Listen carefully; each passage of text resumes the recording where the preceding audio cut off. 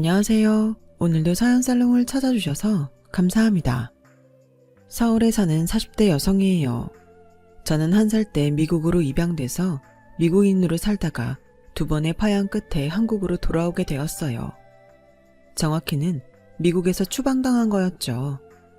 한국으로 돌아오기 전까지 미국에서 20년 가까이 살았지만 저를 입양했던 양부모의 무지로 인해 저는 시민권을 획득하지 못했고 그 사실을 모른 채 살다가 뒤늦게 저에게 미국 시민권이 없다는 사실을 알게 되었어요.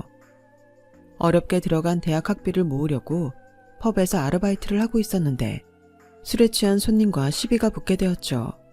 신고를 받고 출동한 경찰은 형식상 가해자 남성과 피해자인 저의 신원조회를 했고 잠시 뒤 의심스러운 눈초리로 제게 그러더군요. 넌 불법 체류자야. 처음엔 경찰이 장난하는 줄 알았어요. 절대 그럴 리가 없었으니까요.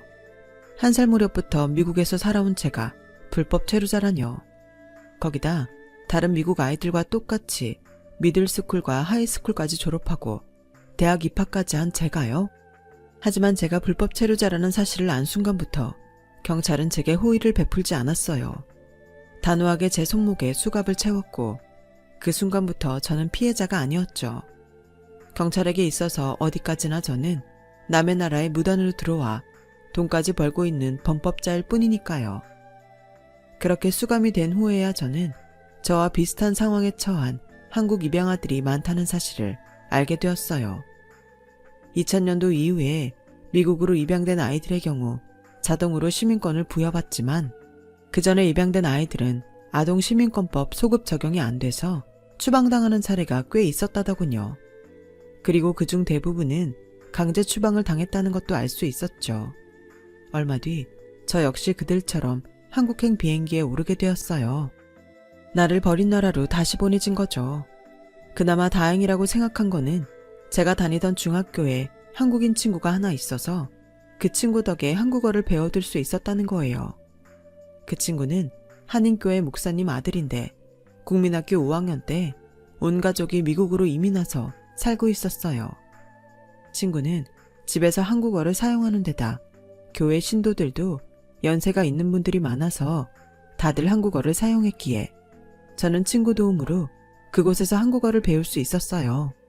아들을 통해 딱한 제 처지를 들으신 목사님은 제가 외롭지 않도록 가족여행에도 저를 데리고 다니셨고 교회에서 하는 한인 행사에도 늘 불러주셨어요. 제 뿌리가 한국인임을 잊지 않도록 한국어와 역사, 문화도 많이 가르쳐 주셨고요. 목사님 사모님은 제게 한국의 집밥이 뭔지 제대로 알려주셨어요. 양부모한테 거의 방치되다시피 했던 저를 불러다 늘 밥을 먹이셨거든요. 하도 굶어서 키에 비해 몸무게가 적게 나갔던 저는 사모님이 만들어주신 김치볶음밥이랑 떡볶이, 된장찌개 등을 먹으며 뼈와 살을 키워나갔죠. 제가 양아버지의 폭력에 참다 못해 집에서 가출을 했을 때도 저를 찾아 나선 건 양부모가 아닌 목사님 가족이었어요. 저에게 꿈을 심어주고 대학에 진학할 수 있도록 길을 열어준 분도 그분들이죠. 신은 제게 부모는 주지 않으셨지만 부모보다 더 훌륭한 목사님 가족을 보내주셔서 더는 외롭지 않았어요. 하지만 뜻하지 않은 상황에 생이별을 하게 되니 그동안 스스로를 지탱하던 지지대가 무너진 것처럼 걷잡을 수 없이 망가지고 말았어요.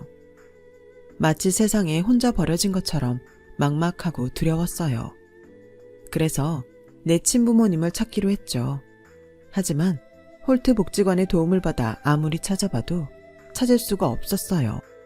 마치 처음부터 세상에 존재하지 않았던 분들처럼 꽁꽁 숨어서 머리카락 한 올조차 찾을 수 없었죠. 큰 기대는 없었지만 혹시나 하는 믿음까지 산산조각이 나자 정말 다 포기하고 싶다는 생각이 들더군요. 한국에서 검은머리 미국인인 저는 아무것도 할 수 있는 게 없었어요. 외모는 한국인이지만 말과 행동은 미국인인 저는 어디에도 속하지 못하는 이방인이었으니까요. 그나마 제가 유일하게 잘할 수 있는 영어를 이용해 밥벌이를 하려고 영어학원을 찾아가 봤지만 하나같이 백인 강사를 원한다는 말을 하더군요.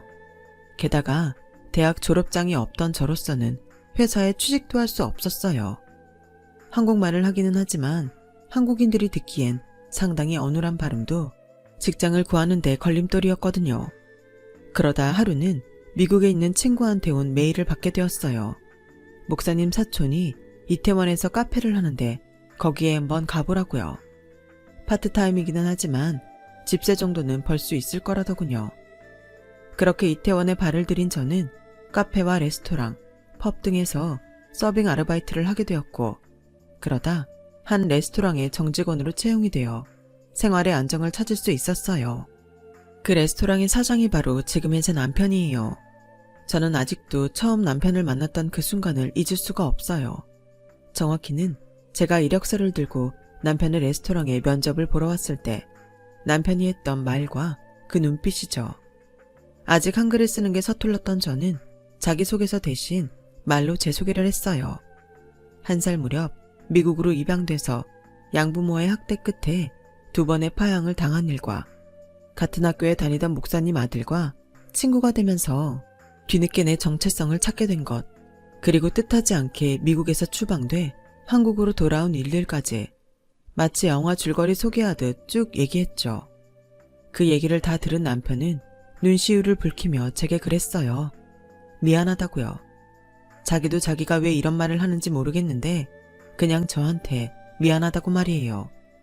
그 말에 가슴속에서 뭔가 꿈틀하더니 순식간에 감정이 복받쳐 올라 그대로 눈물이 터져버렸어요.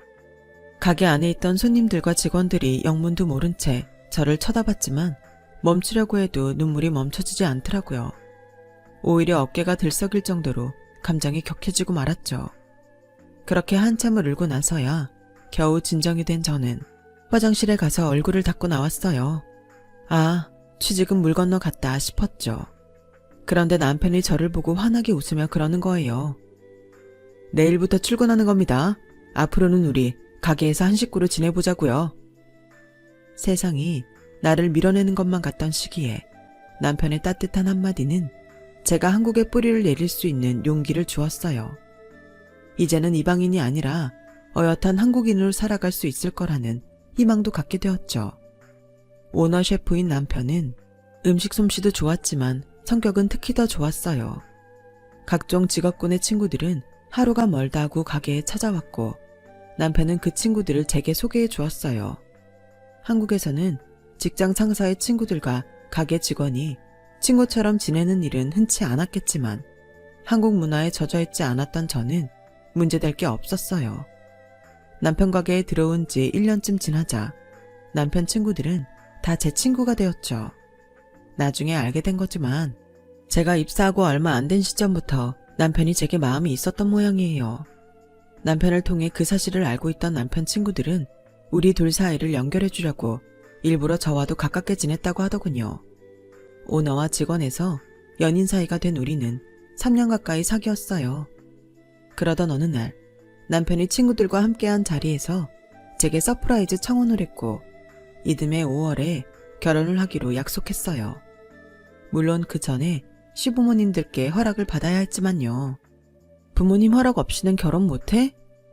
그런 건 아니지만 그래도 형식상 말씀은 드리고 해야겠지. 아마 별탈 없이 허락해 주실 거야. 왜? 우리 부모님 만나려니까 걱정돼? 아무래도 나는 부모가 없으니까 가족도 없고 자기도 알다시피 입양아 출신이잖아.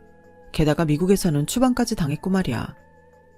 그게 자기 잘못은 아니잖아. 왜 남이 한 잘못 때문에 자기가 기죽고 주눅 들어야 하는데 자기는 자기가 한 거에 대해서만 책임지고 살면 돼. 그러니까 걱정하지 마. 남편의 따뜻한 위로에도 불구하고 시부모님께 인사드리러 가는 날이 다가올수록 초조하고 마음이 많이 무거웠어요. 아무리 당당해지려고 해도 어깨가 움츠러들더라고요. 남편을 따라 시댁에 갈 때만 해도 시부모님만 만나는 줄 알았어요. 그런데 집에 도착해보니 시부모님과 시동생 내외까지 와 있더라고요. 장남인 남편보다 2살 어린 시동생은 먼저 결혼을 해서 유치원생 딸까지 두고 있었어요. 사실 남편이 결혼이 좀 늦은 편이었죠. 저보다도 나이가 5살 많은 동서는 저를 보는 눈초리가 곱지 않았어요. 동서는 처음부터 저를 탐탁치 않게 생각했거든요. 결혼 얘기가 나올 무렵 시동생과 함께 가게에 찾아와서도 일부러 저 들으라는 듯 큰 소리로 그러더군요. 아주버님도 그렇지. 수준 떨어지게 하필 가게 직원이랑 결혼을 한대. 저 여자 대학은 나왔대? 무료남 안 하겠지. 대학까지 나온 사람이면 이런 데서 서빙이나 하고 있겠어? 아, 격 떨어지게. 저런 걸 형님으로 모셔야 되다니 내 인생이 불쌍하다. 여보, 우리가 나서서 이 결혼 말려야 되는 거 아니야? 나 저 여자랑 동서지간으로 못 지내. 못 지낼 건 또 뭐야? 형이 택한 사람이야. 자기랑 살라는 것도 아닌데 뭘 그렇게 난리야. 그냥 순리에 따라 괜히 집안에 분란 일으키지 말고. 시동생의 만류에도 동서는 끝까지 저희 결혼을 반대했어요. 제가 시댁에 인사드리러 간 날까지도 시어머니 옆에 찰싹 붙어 앉아서 어떻게든 저를 깎아내리려고 혈안이 되어 있더라고요. 특히 제 학벌을 운운하면서요. 근데 학교는 어디 나왔어요? 대학 나오긴 했어요?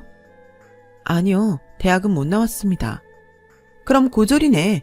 고등학교는 어디 나왔어요? 말 못하는 거 보니까 고등학교도 안 좋은 데 나왔나 보네. 실업계 나온 거예요? 동서의 질문에 저는 말을 할 수 없었어요. 시부모님께는 미리 제가 입양아 출신이라는 걸 말씀드렸지만 시동생과 동서한테는 비밀로 하기로 했거든요.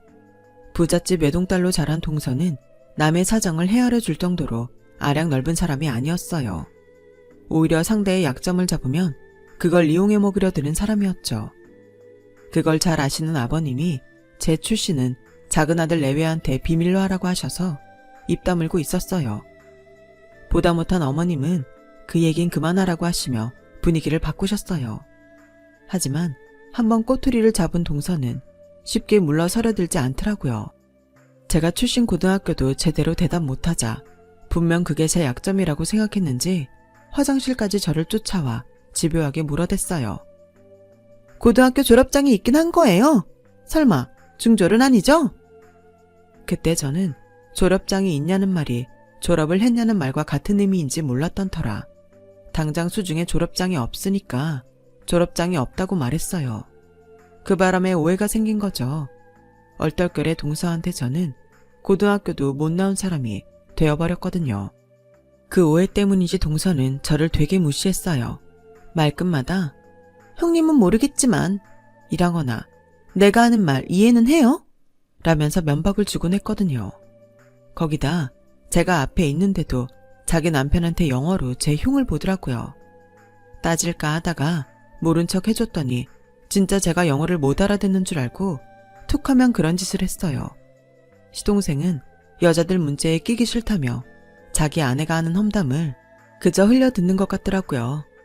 처음엔 동서를 조용히 불러 내가 다 알아들으니까 그러지 말라고 말해줄까도 생각했는데 다른 사람도 아니고 자기 애한테까지 영어로 제 험담을 하는 걸 듣고는 하도 얄미워서 그냥 말 안 해줬어요. 조카가 영어 유치원에 다니고 있어서 영어를 꽤 하는데 그걸 이용해서 나쁜 짓에 써먹다니 고약한 엄마죠. 조카는 자기 엄마가 왜 큰엄마 험담을 하는지 영문도 모른 채 눈만 말똥말똥 뜨고 저를 바라보았어요. 그랬더니 동서가 애한테 영어로 그러지 뭐해요. 괜찮아. 큰엄마는 영어 못 알아들어. 큰엄마는 학교 다닐 때 공부 안 해서 엄청 멍청하거든. 그러니까 앞으로도 큰엄마 있을 때는 엄마랑 영어로 말하자. 큰엄마가 무슨 말 하는지 궁금하게. 참 못됐죠. 나이 먹은 어른이 애한테 나쁜 것만 가르치고 있으니 말이에요. 제대로 된 엄마라면 자기 애한테 그런 짓은 가르치지 않을 텐데 말이죠. 그래서 저런 인간한테는 잘못된 걸 고쳐줄 필요가 없다고 생각했어요. 앞으로도 쭉 저러고 살면서 주변 사람들한테 욕이나 실컷 먹으라고요. 한편으로는 저런 동서가 내 손바닥 안에서 놀고 있는 것 같아서 은근히 재미있기도 했고요. 그런데 그러다 일이 벌어진 거예요. 하루는 조카가 태블릿으로 영어 공부를 하고 있었는데 보니까 특정 발음을 잘못 발음하고 있더라고요. 마침 옆에 동서도 없겠다. 제가 가서 살짝 발음 교정을 해주었죠. 그랬더니 조카가 놀라더라고요. 큰엄마, 영어 할 줄 알아? 그런데 엄마한테는 비밀이야. 조카는 비밀이라는 말에 들떠서는 새끼손가락까지 걸자고 했어요. 그런데 그때 동서가 그걸 본 거예요. 형님, 지금 애 데리고 뭐 하는 거예요? 아니, 고등학교도 못 나온 주제에 애 영어 공부하는데 왜 방해하냐고요? 이건 완전 미친 또라이 아냐? 은비, 태블릿 들고 방으로 들어가. 조카는 서슬퍼런 지 엄마 얼굴에 잔뜩 얼어서는 방으로 들어갔어요. 애가 들어가고 나자 동서는 소매까지 걷어붙이고는 제게 따지기 시작했어요. 내가 형님 해주니까 뭐라도 된 걸로 착각하는 모양인데 제발 분수 좀 말고 까불어. 동서, 난 그냥 은비가 단어 발음을 잘 못하길래 고쳐준 것뿐이야. 그게 그렇게 잘못된 거야? 이게 진짜 웃기네? 야, 니깎게 뭔데 내 딸 공부하는데 옆에서 훈계질이야. 네가 알면 영어를 뭘 안다고. 같지 않게 발음을 고쳐줘? 너 토익 몇 점이야? 토익이 뭔지 알긴 하니? 아주버님이 사람이 착해서 너 같은 여자한테 속아 결혼까지 했나 몰라도 난 너 형님으로 인정 안 해. 막말로 네가 어디서 모아먹 굴러먹던 앤지 알게 뭐야? 부모도 없다며. 그런 주제에 어디서 대먹지 않게 꼴값이냐고. 운 좋게 남자 하나 홀려서 이 집에 시집 왔으면 닥치고 조용히 살란 말이야. 주제 파악 좀 하라고. 그때였어요. 시동생과 함께 서재에서 나온 남편이 버럭 소리를 질렀죠. 지금 뭐 하는 짓입니까? 재수씨가 뭔데 이 사람한테 그런 막말을 하냐고요?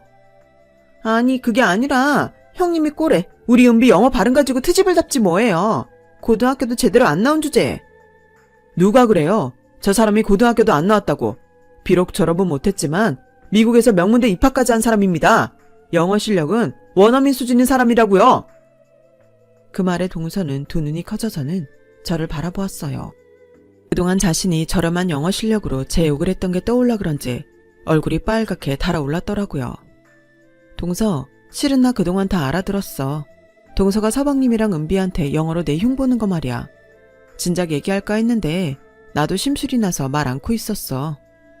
그러자 그동안 자기 아내가 형수 욕을 하는 걸 알면서도 입 다물고 있었던 시동생도 얼굴이 벌개졌어요. 형수님, 죄송해요. 제가 말렸어야 했는데 그러질 못했네요. 앞으로는 이런 일 없게 할게요. 그제야 그동안 있었던 일을 알아챈 남편은 얼굴이 무섭게 변했어요. 너도 그렇고 재수씨도 그렇고 인생 그렇게 사는 거 아니다. 사람한테 가장 큰 상처를 주는 건 칼이나 총이 아니야. 사람의 말이지. 아버지가 왜 너희 부부한테 내 아내 얘기를 비밀로 하라고 했는지 이제야 정확히 알겠다. 둘 다 인간이 덜 된 걸 아버지는 아셨던 거지. 기말할 필요 없고 앞으로는 따로 얼굴 보는 일 없도록 하자. 부모님 앞에서는 어쩔 수 없지만 될 수 있다면 더는 너희 부부 얼굴 보고 살기 싫다. 남편은 제 손을 잡고 시동생 집을 나왔어요. 집으로 향하는 차 안에서도 남편은 아무 말도 하지 않았어요. 무거운 얼굴로 정명만 의시한 채 운전을 하더라고요. 내가 괜한 짓을 해서 이런 상황을 맞는 게 아닌가 미안했어요. 그냥 처음에 따끔하게 한 소리하고 끝냈으면 형제간의 사이를 멀어지게 하지 않았을 텐데 하고 말이죠. 그래서 남편 얼굴 보기가 민망해서 고개를 푹 숙이고 있는데 남편이 제 손을 잡으며 그러더라고요. 다시 공부해볼 생각 없어? 원한다면 내가 대학 보내줄게. 자기가 싫다고 하면 어쩔 수 없지만 난 당신이 사람들한테 무시당하고 사는 거 싫어. 당신은 그런 대접을 받아도 되는 사람이 아니니까. 남들이 당신을 몰라주면 당신 스스로 당신 가치를 보여주는 방법도 있잖아. 내가 옆에서 힘이 돼줄게. 이번에도 남편은 저를 울렸어요. 제가 전생에 무슨 복을 지어서 이런 남자를 만났나 싶을 정도로 남편은 제 인생에 있어 최고의 은인이자 버팀목이었거든요. 저도 기회가 된다면 마케팅 공부를 끝마치고 싶었던 터라 다시 준비해서 모 대학 경영학과에 들어갔어요. 남편이 돈 걱정하지 말고 다니라고 했지만 등록금이 어디 한두 푼이어야죠. 그래서 영어학원에서 아르바이트를 하게 됐어요. 그런데 학생 중 하나가 주말인데도 제게 전화해 발음 교정을 해달라고 부탁을 하더라고요. 귀찮기는 했지만 평소 영어 공부에 열의가 있는 친구라 거절할 수가 없어서 도와주게 되었죠. 그런데 전화통화상으로는 입모양을 보여줄 수가 없어서 정확한 발음을 짚어줄 수가 없더라고요. 생각도 못해 스카이프로 영상통화를 해서 제 입모양을 보여주면서 발음 교정을 해주었죠. 그걸 본 남편이 지나가는 말로 슬쩍 그러더라고요. 나 어릴 땐 땡땡 영어라고 있었는데 아침에 선생님이 전화해서 문장 연습을 시켜주곤 했었어. 그때도 이렇게 실시간 영상을 보면서 할 수 있었다면 훨씬 더 발음 교정이 잘 됐었을 텐데 아쉽네. 요즘엔 스마트폰이 있어서 영상통화하면서 공부하기 좋겠어. 남편의 그 말에 아이디어를 얻은 저는 동영상 전화 수업을 바탕으로 영어 교육 사업을 해보기로 했어요. 구체적인 사업 계획서를 만들어 교수님들께 조언을 받은 저는 대학을 졸업하자마자 본격적으로 영어 교육 사업에 뛰어들었어요. 하지만 모든 일이 다 그렇듯 문제는 돈이더라고요. 사업 경험도 하나 없는 저한테 선뜻 자금을 대줄 사람은 어디에도 없었으니까요. 물론 남편한테 도움을 청하면 힘 닿는 데까지 도와줬겠지만 제 사업만큼은 제 힘으로 하고 싶었어요. 그러다 한국에도 미국의 고펀드 같은 펀딩 사이트가 있다는 걸 알게 됐고 펀드 공모를 통해 자금을 모았는데 생각보다 반응이 좋아서 부족한 액수를 채울 수 있었어요. 그렇게 시작한 영어 교육 사업은 차츰차츰 수요가 늘어나서 8년이 지난 지금에 와서는 꽤 튼실한 사업체로 자리매김하게 되었어요. 저한테 있어서는 수입이 엄청나게 늘었다는 것보다 나를 버린 두 나라의 언어를 사업 아이템으로 활용해 성공했다는데 더 큰 의미가 있어요. 그런데 그와는 부수적으로 생각지 못한 복수까지 하게 됐지 뭡니까? 오래전 제 학벌을 들먹이며 저를 괴롭혔던 동서가 제 회사로 찾아와 자기 좀 살려달라고 무릎까지 꿇고 통사정을 하지 뭐예요. 시부모님이 돌아가신 이후 지난 몇 년간 우리 부부와 연락도 끊고 살아왔는데 그 사이 집안에 안 좋은 일들이 많았던 모양이에요. 잘 살던 친정이 망한 데다가 동서가 시동생 몰래 대출까지 받아서 투자한 주식까지 상장 폐지되자 그 돈을 막느라 카드로 내 사채까지 빌려 쓴 모양이었어요. 뒤늦게 그 사실을 안 시동생이 이혼을 요구했고 동서는 할 수 없이 딸아이의 미래를 생각해서 모든 빚을 혼자 떠안은 채 이혼 서류에 도장을 찍었다더군요. 문제는 이자가 눈덩이처럼 불어난 빚이었어요. 평생 자기 손으로 용돈 한 번 벌어본 적이 없는 동서는 이자 무서운 줄도 모르고 여기저기서 돈만 끌어다 메꾸곤 했는데 이제 더는 끌었을 돈도 없게 된 거예요. 그러다 딸아이와 통화하던 중 제가 사업으로 성공했다는 소리를 듣고 돈을 빌리러 찾아온 거였죠. 동서, 돈 빌려주면 갚을 수는 있어? 당연하죠. 내가 무슨 수를 써서라도 형님 돈 꼭 갚을게요. 담보가 필요하면 땅 문서 맡길게요. 이거 당장은 팔기 힘든 땅이지만 앞으로 몇 년 뒤면 분명히 10배 이상 오를 땅이에요. 친정아버지가 돌아가시는 순간까지 이 땅은 꼭 지키라고 신신당부하신 땅이라고요. 그러니까 이거 담보로 받고 딱 1억만 빌려주세요. 네? 땅이야 팔려야 가치가 있는 거고 그보다 동서가 말하는 무슨 수라는 게 구체적으로 어떤 계획인 건데 나 사업하는 사람이야. 정확하고 구체적인 계획 아니면 단 1원도 내줄 수 없어. 그러니까 잘 생각하고 말해. 동서한테 계획이 있어 없어? 그러자 울음을 터뜨리며 고개를 가로저었어요. 그 모습을 보니 한심하기도 했지만 불쌍한 마음이 더 컸어요. 한때 동서한테 받은 수모 그대로 갚아주겠다는 생각도 했었는데 이렇게 모든 걸 다 잃고 자신이 그토록 깔보던 사람한테까지 와서 무릎을 꿇는 걸 보니 더는 복수할 마음이 생기지 않더라고요. 그렇다고 순순히 돈을 주고 싶지도 않았어요. 사람 성격은 쉽게 변하지 않아서 돈을 받으면 바로 얼굴색 바꿀 게 뻔했으니까요. 그래서 일단 개인 회생 신청부터 하라고 했어요. 매달 나가야 할 이자는 대신 내줄 테니까 우리 회사에 나와서 일을 하라고 했어요. 복사와 비품구비, 잔심부름을 비롯한 전반적인 사무 보조를 맡으라고요. 만약 제대로 일을 하지 않으면 바로 이자 지급은 끊을 거라고 말이에요. 거기다 시급에 비해 많이 지급된 이자는 땅의 지분으로 회수하겠다고요. 그동안 고개 빳빳이 들고 사람 무시하며 살아온 동서는 금방이라도 싫다고 소리치고 싶은 얼굴이었지만 세상 어디에도 자기한테 돈을 빌려줄 곳이 없다는 걸 알아서인지 입술을 꽉 깨물면서도 싫다는 말은 않더라고요. 그렇게 동서는 자신이 그토록 무시하던 제 밑에서 일하게 됐어요. 하루하루 살얼음판을 걷는 심정으로 조마조마하면서요. 남편은 그냥 모른 척하고 내보내라고 했지만 저는 오히려 제 밑에 데리고 있는 게 진정한 복수다 싶어서 데리고 있을 생각입니다. 땅이 안 팔려서 돈 떼이면 어쩌냐고요? 상관없어요. 따지고 보면 저도 살면서 많은 사람들한테 도움을 받았잖아요. 인생은 돌고 도는 거라고 제가 받은 도움 동서한테 갚는 셈 치죠 뭐. 인생이 다 그런 거 아니겠어요? 미국에 버려졌던 제가 다시 한국에 돌아와 멋진 남편도 만나고 이렇게 사업으로 성공하게 된 것처럼 평생 안 변할 것 같던 동서도 이번 기회에 정신을 차리게 될지 말이에요. 세상은 우리가 생각하는 것보다 훨씬 더 많은 기적이 일어나니까요. 지금까지 제 사연을 들어주셔서 감사드려요. 일상의 기적들이 여러분과 함께하기를 바랍니다. 여러분, 사연 댓글에 응원과 현명한 조언 부탁드려요. 좋아요와 구독은 저에게 큰 힘이 됩니다. 오늘도 좋은 일 가득하세요.